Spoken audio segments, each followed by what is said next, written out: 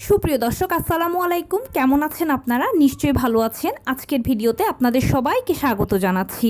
আজকে আমি আপনাদের সাথে শেয়ার করব গর্ভাবস্থায় এই 5টি ভুল কাজের মধ্যে যে কোনো একটি যদি আপনি করেন তাহলে নিশ্চিত আপনার গর্ভের শিশুর কোনো না কোনো ক্ষতি হবেই হবে। এবারে চলুন বলছি সেই 5টি ভুল কি কি। বাই দ্য ওয়ে, মূল ভিডিওতে যাওয়ার আগে একটা কথা বলি, আমি আমার চ্যানেলে pregnancy related, specially normal delivery related অনেক ইম্পর্ট্যান্ট তথ্য ভিডিও আকারে শেয়ার করে থাকি। এই তথ্যগুলো আমার পার্সোনাল এক্সপেরিয়েন্স ও আমার ডক্টরের সাজেশন থেকে নেওয়া। তাই আমার চ্যানেলটিকে যদি একবার আপনারা ভিজিট করেন তাহলে আপনারা আপনাদের প্রশ্নাতীত মনের অনেক প্রশ্নের উত্তর পেয়ে যেতে পারেন। আমন্ত্রণ জানাবো আমার চ্যানেলটিকে একবার ভিজিট করে দেখার। এবারে চলুন মূল ভিডিওতে যাওয়া যাক।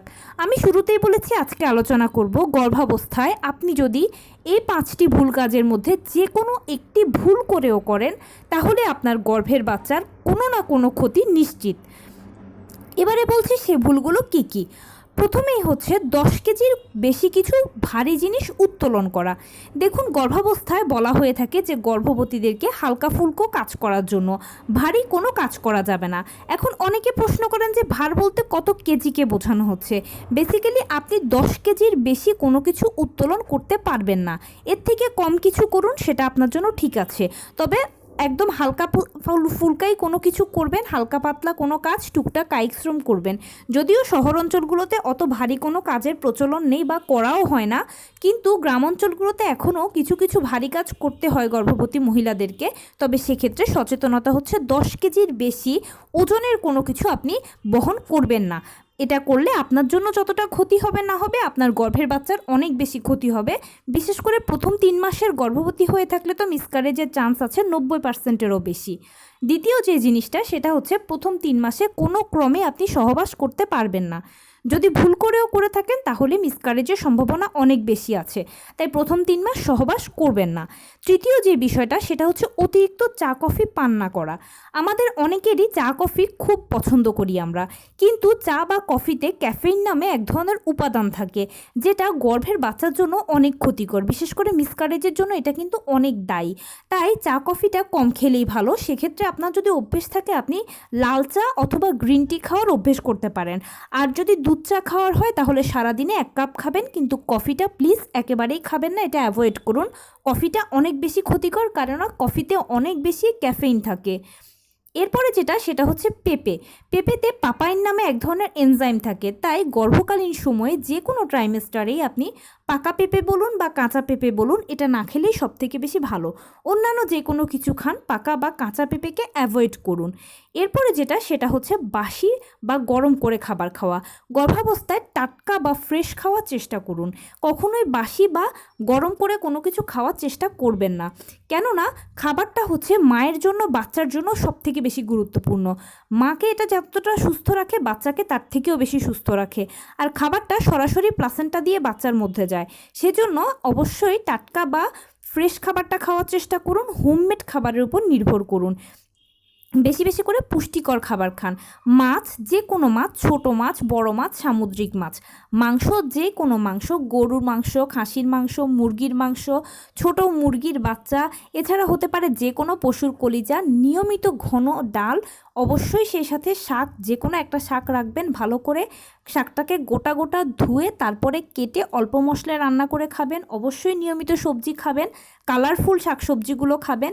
সেই সাথে প্রতিদিন ফল খাবেন, ভিটামিন সি সমৃদ্ধ খাবার খাবেন, মৌসুমি ফলগুলো খাবেন, কলা, খেজুর, বাদামের মতো ড্রাই ফ্রুটসগুলো বেশি বেশি করে খাবেন। অবশ্যই হোমমেড খাবারের উপর নির্ভর করবেন, বাহিরের ফুডকে একদম টাচ করবেন না। গর্ভকালীন সময় আপনি যদি খাবারের ব্যাপারে এই নিয়মটাকে মানতে পারেন তাহলে ইনশাল্লাহ আপনিও আপনার বাচ্চা অবশ্যই সুস্থ থাকবেনই থাকবেন। এটা একেবারে 100% গ্যারেন্টি। এরপরে বলছি সিগারেট, মদ, অ্যালকোহল। যদিও এগুলো আমাদের দেশে খাওয়া হয় না, তবুও অনেক সময় অনেকে ফ্যাশনবশত এগুলো করে থাকেন। কিন্তু সিগারেট বা অ্যালকোহল একদম খাওয়া যাবে না, ছোঁয়া যাবে না, ধরা যাবে না। কেননা এর ক্ষতিকর ধোঁয়া অথবা এর যে ক্ষতিকর উপাদানটা রয়েছে এটা সরাসরি বাচ্চার উপরে ইফেক্ট করে, প্লাস বাচ্চাকে বিকলাঙ্গ করে দেয়। তাই সিগারেট বা অ্যালকোহল একদম খাবেন না। এবং গর্ভবতীদের জন্য একটা সাবধানতা হচ্ছে, আশেপাশে কেউ যদি সিগারেট খেয়ে থাকে তাহলে প্লিজ সেই জায়গা থেকে একটু দূরে সরে যান। কেননা দূরে কেউ সিগারেট খেলেও সেই ধোঁয়াটা গর্ভবতী মা যদি পান তাহলেও সেক্ষেত্রে ক্ষতির একটা চান্স থাকে।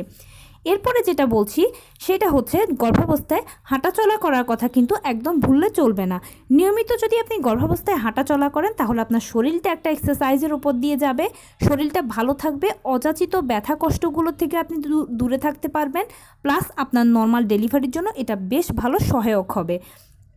অবশ্যই নিয়ম করে পানি খাবেন, যে কোনো ধরনের সফট ড্রিঙ্কস থেকে দূরে থাকবেন, কেননা সফট ড্রিঙ্কসে ক্ষতিকর উপাদান থাকে প্লাস প্রচুর সুগার থাকে, এটা ডায়াবেটিস করার একটা চান্স থাকে বেশি, সেজন্য যে কোনো ধরনের সফট ড্রিঙ্কস থেকে দূরে থাকবেন।